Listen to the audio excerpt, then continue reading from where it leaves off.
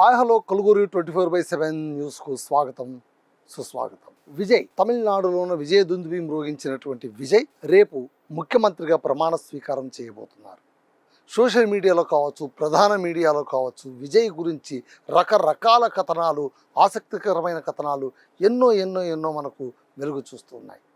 అయితే విజయ్ విక్టరీ గురించి మాట్లాడేటప్పుడు ఖచ్చితంగా మనం మాట్లాడుకోవాల్సిన అంశాలు రెండు ఉన్నాయి. ఏ ఎన్నికల్లోనైనా సరే, ఎన్నికలే కాదు, అసలు రాజకీయాలంటేనే ఎవరు ఎక్కువగా తిట్టగలరో, ఎవరు ఎక్కువగా డబ్బులు పంచగలరో, ఎవరైతే కండబలం చూపించగలరో వాళ్ళదే. అంటే ఏంటి, కర్ర ఉన్నవాడిదే గొర్రె అన్నట్టుగా రాజకీయం మొత్తం సాగుతోంది. మీరు ఢిల్లీ నుంచి గల్లీ దాకా చూసుకున్నా కూడా ఈ ధోరణిలో ఏ మార్పు మనకు కనిపించట్లేదు. ఎలక్షన్లు అనగానే కోట్ల నోట్లు కట్టలు తెగి ప్రవహించవలసిందే. ఓటుకు ఎంత ఇస్తారు? 1000 ఇస్తారా? 500 ఇస్తారా? 2000 ఇస్తారా? 5000 ఇస్తారా? మొన్న తెలంగాణలో స్థానిక మున్సిపల్ ఎన్నికల్లోన ఓటుకు 5000 ఇచ్చిన దాఖలాలు కూడా మనం చూసాం. అలాగే జనరల్ ఎలక్షన్లో కూడా 1000, 2000 దాకా ఖచ్చితంగా ఓటుకు ఇవ్వాల్సిందే. అదొక సంప్రదాయంగా, అంటే ఇంటికి వెళ్ళి ఏదైనా కార్యక్రమాలకు పిలిచినప్పుడు బొట్టు పెట్టడం ఎంత అనవాయితో, అలాగే వెళ్ళి ఓటర్ స్లిప్ ఇచ్చి బాబు వచ్చి మా పార్టీకి ఓటు వేయండి అంటే స్లిప్పుతో పాటు ఇంకొకటి కూడా పెట్టి ఇవ్వాలి. అదేంటి, దక్షిణం. అలా అలవాటు చేసేసారు. అయితే ఇక్కడ మనకు గుడ్డు ముందా లేకుంటే కోడి ముందా అన్నట్టుగా, పిల్ల ముందా అన్న సమస్య ఎప్పుడు మనల్ని వెంటాడుతూనే ఉంటుంది. అంటే ఏంటి, డబ్బు ఉంటేనే ఓటు వేస్తారా? ఓటు వేయాలంటే డబ్బు ఇవ్వాల్సిందేనా? అసలు ఓటుకు డబ్బును అలవాటు చేసిన వాళ్ళు ఎవరు అంటే మన నాయకులే కదండి. కానీ ఈసారి తమిళనాడు ఎన్నికల్లో ప్రత్యేకించి టీవీకే, విజయ్ ప్రారంభించినటువంటి టీవీకే ఒక్క పైసా కూడా అదనంగా ఖర్చు పెట్టకుండా అభ్యర్థులందరినీ కూడా తనకు నచ్చిన వాళ్ళని, జనమధ్యలో తిరిగేటువంటి వాళ్ళని, పని మనిషిని, ఆ తర్వాత ఇంకొకరిని డ్రైవర్ కొడుకుని, అంటే ఎవరు తనకు నచ్చుతారో, ఎవరు ఖచ్చితంగా నిలబడగలరు, ఎవరు పార్టీ కోసం నిలబడగలరు, ఎవరు ఎంతకాలం తన వెంట నడిచారు, వీటన్నిటిని పరిగణలోకి తీసుకొని వాళ్లను ఎన్నికల్లో నిలబెట్టిన ఘనత ఖచ్చితంగా విజయ్కి దక్కుతుంది. అందుకే విజయ్ ఇక్కడ ఒక సంప్రదాయాన్ని బ్రేక్ చేశారని చెప్పాలి. ఏంటి అంటే, డబ్బు ఖర్చు పెట్టకుండా ఎన్నికల్లో గెలవడం ఎలా, 30 రోజుల్లో తెలుగు మాట్లాడడం ఎలా అని ఎలాగైతే పుస్తకం వచ్చిందో, ఇప్పుడు విజయ్ చరిత్ర చూసిన తర్వాత, విజయ్ విక్టరీ చూసిన తర్వాత ఖచ్చితంగా మనం ఒక పుస్తకం రాయాలి. ఏంటి అంటే, పైసా ఖర్చు పెట్టకుండా, అంటే ఎన్నికల ఖర్చు ఎలాగే ఉంటుంది, ఎన్నికల కమిషన్ పరిధి ఏదైతే చెప్పిందో ఆ ఖర్చులు ఉంటాయి. అది కాకుండా ఎక్కువ డబ్బులు ఖర్చు పెట్టకుండా, ఓటర్లను ప్రలోభ పెట్టకుండా, ఓటర్లకు డబ్బులు తాయిలాలు ఇవ్వకుండా ఎన్నికల్లో గెలవడం ఎలా అని ఒక పుస్తకం విజయ్ని చూసిన తర్వాత రాయాల్సి వస్తుందేమోనని మనం అనుకోవాల్సి వస్తుంది. ఖచ్చితంగా ఇది అద్భుతమైనటువంటి ఒక పరిణామంగా మనం చెప్పొచ్చు. జెన్జీ వల్ల వచ్చినటువంటి పరిణామం అని కూడా చాలామంది అంటున్నారు. జెన్జీ మార్పు అనేది ఖచ్చితంగా కనిపిస్తుంది మనకు. వెస్ట్రన్ కంట్రీస్లోన జెన్జీ హవా ఆల్రెడీ ఉంది. అక్కడంతా కూడా యంగ్ జనరేషన్ వాళ్ళ హావభావాలు లేదా వాళ్ళ వల్ల సమాజంలో వస్తున్న మార్పులన్నీ కూడా మనకు ఆల్రెడీ కనిపిస్తూ ఉన్నాయి. కానీ ఇక్కడ అంటే ఇండియాలోన జెన్జీ ప్రభావం లేనే లేదా? నవతరం అలా నిస్సారంగా ఉండిపోతుందా? అలా ఉండిపోవాల్సిందేనా అనుకున్న సమయంలో అటు వెస్ట్ బెంగాల్లో కావచ్చు, ఇటు తమిళనాడులో కావచ్చు, లేదా కేరళలో కావచ్చు, ఈ మొత్తం 5 రాష్ట్రాల ఎన్నికల్లో కూడా ఈసారి యువత ఖచ్చితంగా ప్రాధాన్యం వహించింది. అందులోనూ తమిళనాడులోన విజయ్కు వాళ్ళు సినిమా పిచ్చి వల్ల ఇంకొకటి కావచ్చు, కేవలం సినిమా పిచ్చే అనుకోవడానికి వీల్లేదు.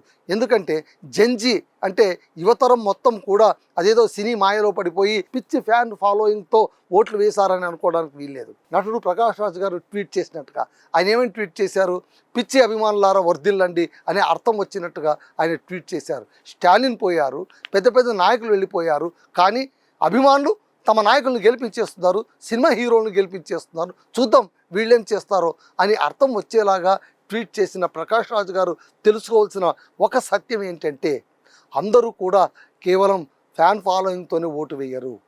మిగిలినవన్నీ కూడా ఆలోచిస్తారు. అలా కేవలం హీరోకే ఓట్లు వేసే పాట అయితే, లేదా గ్లామర్ చూసి ఓట్లు వేసే వాళ్ళైతే, లేదా మాటలు చూసి మీలాంటి వాళ్ళ మాటల గారడీలు చూసి బోల్తా పడిపోయి ఓట్లు వేసేవాళ్ళు అయితే ఎంతోమంది ఈ పాటికి ముఖ్యమంత్రులు అయిపోయి ఉండేవాళ్ళు. లక్షలాది మంది సభకు వచ్చినా కూడా పట్టుమని 10 ఓట్లు కూడా రాలన్నటువంటి నాయకులు మన దేశంలో ఇంకా చాలామంది ఉన్నారని మనం మర్చిపోకూడదు.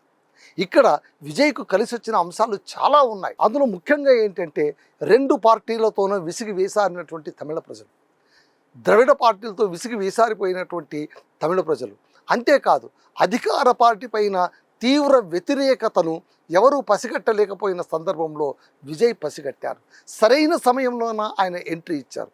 కాబట్టి ఇక్కడ మనం ఆలోచించాల్సింది ఏంటంటే ఏ పార్టీ రాజకీయాల్లోకి వచ్చిందని కాదు, ఏ పార్టీ ఎన్నికల్లో నిలిచిందని కాదు, ఏ టైంలో నిలబడింది, ఏ సందర్భంలో నిలిచింది, నిలిచిన సమయం సరైనది అవునా కాదా, టైం విల్ డిసైడ్ ఎవ్రీథింగ్ అని మరోసారి విజయ్ విక్టరీ మనకు నిరూపించింది.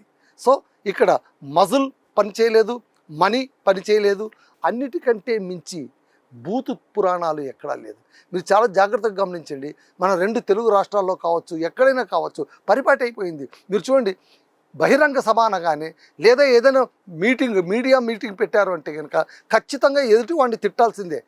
ముఖ్యంగా క్యాడర్ అంటే తమ నాయకుడిని రక్షించుకోవడానికి ఎదుటివాడిని ఎంత ఘోరంగా తిడితే అంత గుడ్ లుక్స్లో ఉన్నట్టుగా వాళ్ళు భావిస్తూ ఉంటారు. అందుకోసమే నోటికి అడ్డు అదుపు లేకుండా ఇష్టం వచ్చిన తిట్లు, కొత్త తిట్లు కూడా తయారు చేసి మరీ ప్రయోగిస్తూ ఉంటారు తమ ప్రత్యర్థుల పైన.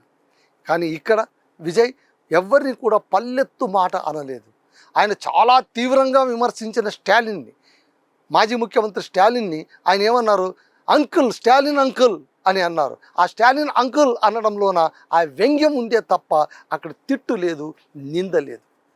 అలాగే ఆయన ఏమన్నారు, ఎన్నికలు ముగిసిన వెంటనే ఒక మాట అన్నారు ఆయన, ఏంటంటే రేపు స్టాలిన్కి ఈరోజు రాత్రంతా నిద్ర పట్టకపోవచ్చు, ఆయన పశ్చాత్తాపంతో అల్లాడిపోతూ ఉండొచ్చు, ఎందుకన్నా విజయ్ని నేను ఇలా ఇబ్బంది పెట్టానా, ఎందుకన్నా విజయ్ని నేను వ్యక్తిగతంగా అటాక్ చేశానా, ఎందుకు ఇలా చేశాను, చూడు ఇప్పుడు ఏమైపోయింది, అతను ముఖ్యమంత్రి అయిపోయాడు అని బాధపడే పరిస్థితి వస్తుందని వ్యంగ్యంగానే చెప్పారే తప్ప ఎక్కడా కూడా పరుష పదాలు కావచ్చు, ఇంకోటి కావచ్చు ప్రయోగించలేదు. దాంతోపాటు మనం గుర్తుంచుకోవాల్సింది ఇంకోటి ఏంటంటే, నాయకుల వ్యక్తిగత జీవితాలను బయటికి ఈడ్చి దాన్ని మీరు గ్లామరైజ్ చేసి ఓట్లు దండుకోవాలంటే అది కుదిరే పనే కాదు. గత ఎన్నికల్లో మీరు చూశారు, జనసేన అధినేత పవన్ కళ్యాణ్ వ్యక్తిగత జీవితం గురించి వైఎస్ఆర్సీపీ కావచ్చు, ఇతర రాజకీయ పార్టీలు కావచ్చు చాలా హాట్ కామెంట్లు చేశారు. అతని వైవాహిక జీవితం గురించి, అతను 2-3 సార్లు పెళ్ళిళ్ళు చేసుకున్న విధానం గురించి చాలా గేలిగా మాట్లాడారు. ఏమైంది, అతను గెలిచాడు, 100% స్ట్రైకింగ్ రేట్తో గెలిచారు. అంటే ప్రజలు ఇవన్నీ పట్టించుకునే పరిస్థితుల్లో ఉంటారని నాయకులు అనుకోవడమే భ్రమ. పైగా మీరు ఎదుటివారిని తిడితే మీ స్థాయిని గుర్తించే స్థాయిలోన అక్కడ ఓటర్లు ఉంటారు. దాన్ని మనం మర్చిపోకూడదు. ఇక్కడ కూడా అలాగే జరిగింది. తమిళనాడులో కూడా ఏం చేశారు, విజయ్ని ఆయన వ్యక్తిగత జీవితాన్ని హింసించడానికి ప్రయత్నించారు. ఆయన భార్యతో అప్పుడే విడాకులు ప్రస్తావన రావడం, ఆయన భార్య రచ్చకెక్కడం, ఇవన్నీ కూడా త్రిషతో ఆయనకు లేనిపోని సంబంధాలు ఉన్నాయో లేదో తెలియదు, కానీ సంబంధం ఉన్నట్టు బాహటంగా చెప్పడం, ఇవన్నీ కూడా ట్రిగ్గర్ అయ్యాయేమో. పైగా ఆయన బహిరంగ సభలో తొక్కిసలాటలోన 40 మంది పైగా చనిపోయిన ఆ ఘటనలోన సిబిఐ ఒత్తిడి తీసుకురావడం, ఇవన్నీ కూడా ఆయన కుంగదీస్తాయేమో అనుకున్నారు, ఆయన కుంగిపోతారేమో అనుకున్నారు, ఆయన చేతులు ఎత్తేస్తారేమో అనుకున్నారు. కానీ అవేవీ జరగలేదు. బంతిని ఎంత బలంగా కిందికి కొడితే అంత పైకి లేచినట్టు విజయ్ పైకి లేచారు. ఈరోజు ఆయన గెలిచారు కాబట్టి ఈ విధంగా మనం అద్భుతమైనటువంటి పొగడ్తలతో ముంచేయడం కాదు.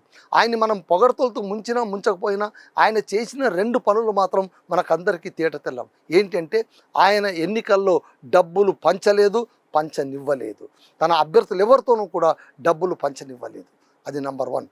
రెండవది, తన అభ్యర్థులు ఎవ్వరూ కూడా ప్రత్యర్థులను పొరపాటున కూడా బూతులు మాట్లాడేలాగా ప్రోత్సహించలేదు, తాను కూడా బూతులు మాట్లాడలేదు. ఇవి 2 కూడా భారత రాజకీయ చరిత్రలో శుభపరిణామంగా మనం చెప్పుకోవాలి.